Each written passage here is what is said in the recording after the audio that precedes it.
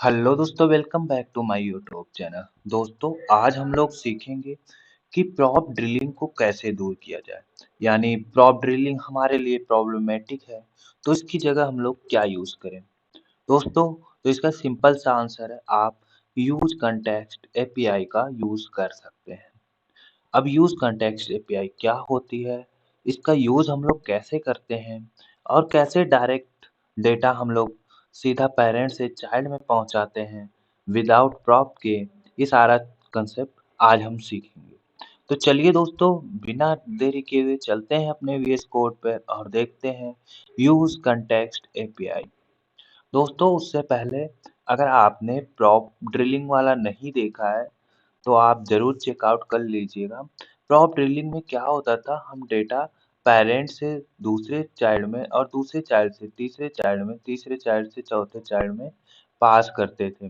But अब context API के through हम लोग डायरेक्ट पेरेंट से चाइल्ड डी में यानी लास्ट वाले चाइल्ड में डेटा को पास करेंगे।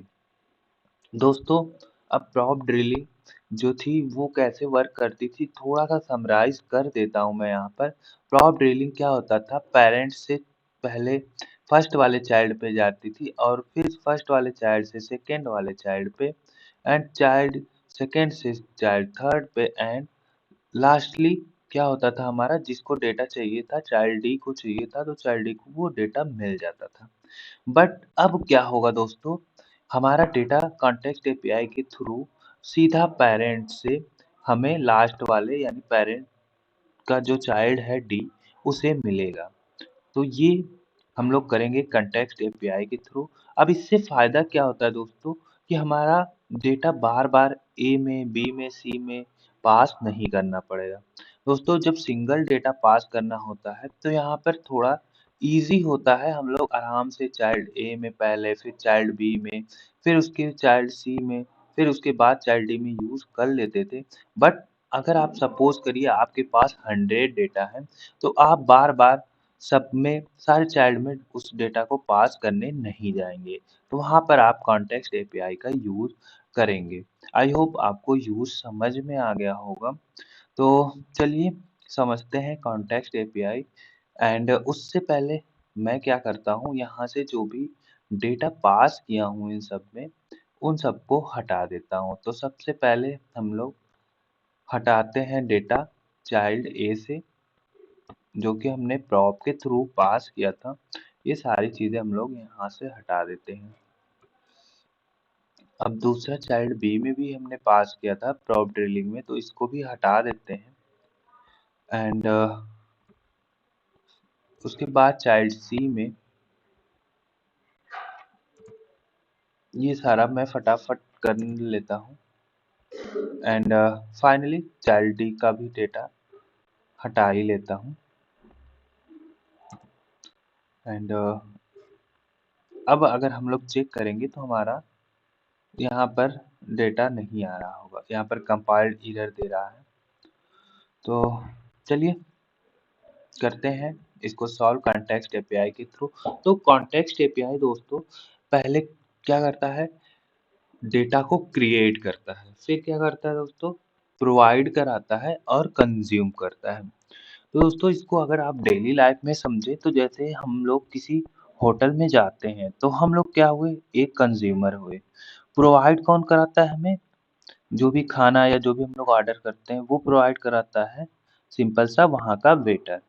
एंड दोस्तों, क्रिएट कौन करता है, वहाँ का जो मेस में जो बनाने वाला होता है वो हमें क्या करता है, क्रिएट करके देता है जो भी हम लोग ऑर्डर करते हैं। तो यहाँ पर क्रिएटर कौन हो गया, बनाने वाला, यानी कि जो भी मेस में रहता है।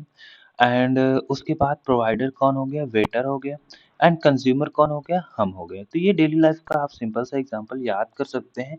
तो चलिए पहले डेटा को हम लोग क्या करते हैं, क्रिएट कर लेते हैं। तो मैं डेटा को क्रिएट करता हूँ। अ, यहाँ पर नाम लिखता हूँ कॉस्ट डेटा।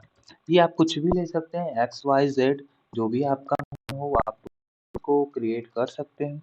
एंड देन दोस्तों, यहाँ पर हम लोग सिंपल सा लिखेंगे क्रिएट क्रिएट कॉन्टेक्स्ट, सिंपल सा इसको लिखेंगे और जैसे ही हम लोग लिखते हैं दोस्तों हमारे यहाँ पे क्रिएट कॉन्टेक्स्ट इम्पोर्ट हो जाता है। उसके बाद हम लोग दोस्तों अब हम लोग प्रोवाइडर क्रिएट करेंगे क्योंकि डेटा क्रिएट हुआ है तो उसे प्रोवाइड भी कराना पड़ेगा। तो हम लोग सिंपल सा वेरिएबल का नेम जो लेते हैं वो लिखते हैं एंड डॉट लगाते हैं। उसके बाद हम लोग प्रोवाइडर का यूज कर लेते हैं एंड देन दोस्तों हम कुछ भी वैल्यू जो भी पास करनी है वो दे देते हैं। तो मैं वैल्यू के लिए यहाँ पर क्या पास करता हूँ, वैल्यू में मैं रख दूंगा कार का नेम। तो यहाँ पर कार लिख देता हूँ एंड जल्दी से इसे क्रिएट भी क्या करता हूँ, हाँ जल्दी से इसे क्रिएट कर लेता हूँ। यहाँ पर एक एरर आ रहा है क्योंकि हमें इसे फंक्शन के ऊपर करना था एंड देन दोस्तों यहाँ पर मैं जल्दी से क्या करता हूँ, डेटा को यहाँ पर कॉन्स्ट कार क्रिएट कर लेता हूँ वेरिएबल को। तो कार में हमारा सिंपल सा वही पुराना वाला चलेगा, टाटा, टाट नहीं टाटा, ओके। और यहाँ पर कॉस्ट होगा, कॉस्ट नहीं, ओके। कभी कभी क्या होता है ना, मेरा माउस भी काम नहीं करता। चलिए ये इतना हमारा हो गया है, हमने डेटा क्रिएट कर लिया है। बट यहाँ पर थोड़ी सी प्रॉब्लम दिखा रही है, उसे भी मैं दूर कर देता हूँ सिंपल सा लगा के। एंड देन दोस्तों अब हमारा इसके बीच में जो भी आपको कंपोनेंट पास करना है, अगर सी में डालना है, बी में डालना है डेटा, तो उसे आप सिंपल सा क्या करेंगे, पास नहीं करेंगे क्योंकि यहाँ पर चाइल्ड बी से कनेक्ट होगा, चाइल्ड सी से, कनेक्शन हमारा पैरेलली रहेगा। ऐसा नहीं है कि आपको अगर चाइल्ड डी में पास करना है तो आप यहाँ पर डेटा डायरेक्ट चाइल्ड डी का पास कर देंगे, ऐसा आप कदापि यानी कि कभी भी नहीं करेंगे। आप लोग सिंपल सा यहाँ पर पास क्या करेंगे, चाइल्ड ए। तो मैं चाइल्ड ए को पास कर देता हूँ। कनेक्शन दोस्तों हमारा एक कंपोनेंट का दूसरे कंपोनेंट में रहेगा, हम डायरेक्ट कनेक्शन नहीं दे सकते हैं, ये याद रखिएगा। ये नहीं कि आप यहाँ पर सीधा चाइल्ड डी को क्या करने लगे, डेटा प्रोवाइड कराने लगे और चाइल्ड डी को यहाँ पर इंपोर्ट करा लें, ऐसा नहीं कर सकते आप लोग। आप लोग सिंपल सा एक के बाद एक को कंबाइन करेंगे यानी डेटा पास कराएंगे। अब दोस्तों यहाँ पर कंज्यूमर हमारा कौन है, डी है। डेटा क्रिएट हो गया, सब हो गया दोस्तों। बट एक काम हम लोगों ने नहीं किया है कि डेटा को एक्सपोर्ट नहीं किया है। अब हमारा डेटा क्या होता है, डिफॉल्ट डेटा जो एक्सपोर्ट होता है वो एक ही होता है।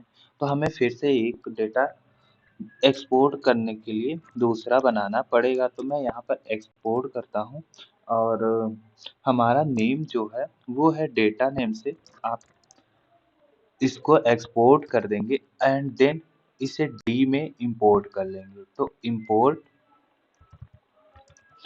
इंपोर्ट करूंगा मैं किसको दोस्तों, हाँ जो वहां से पास किया है। तो वहां से मैंने पास क्या किया है, डेटा को पास किया था एंड ये मैंने इंपोर्ट कर लिया। और फ्रॉम कहाँ से, ये तो आपको पता ही होना चाहिए कैसे हम लोग करते हैं। एंड डॉट, थोड़ा सा दोस्तों इग्नोर करिएगा, बाहर थोड़ा सा शोर शराबा ज़्यादा आज है। एंड यहाँ पर ऐप हो गया है हमारा। एंड देन दोस्तों अब हम लोग आते हैं मेन मुद्दे पे। मुद्दा हमारा क्या है कि जो कंज्यूमर है वो क्या लेता है। तो दोस्तों याद रखिएगा, कंज्यूमर जो होता है वो सिंपल सा एक फंक्शन लेता है। तो हम लोग डेटा यहाँ पर क्रिएट करेंगे कंज्यूमर। तो हमारे वेरिएबल का नाम था डेटा एंड उसके बाद लगाएंगे कंज्यूमर। तो यहाँ पर कंज्यूमर हम लोगों ने क्रिएट कर लिया है एंड अब इसके बीच में दोस्तों हमेशा क्या पास होगा, एक फंक्शन।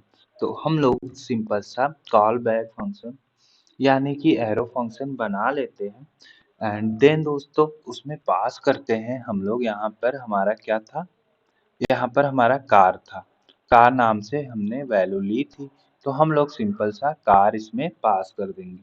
तो मैं कार को पास कर देता हूँ एंड देन इसको एरो फंक्शन बनाता हूँ।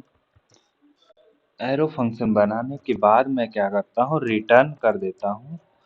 रिटर्न रिटर्न में हमारा सिंपल सा दोस्तों क्या होगा, सिंपल सा एक h1 ले लेते हैं एंड h1 में लिख देता हूँ कि माई आई लाइक ही लिखता हूँ, पुराना वाला आई लाइक। अब यहाँ पर वैल्यू का पास कर देता हूँ। तो वैल्यू का नेम क्या था, यहाँ पर कार है, तो कार पास कर देते हैं।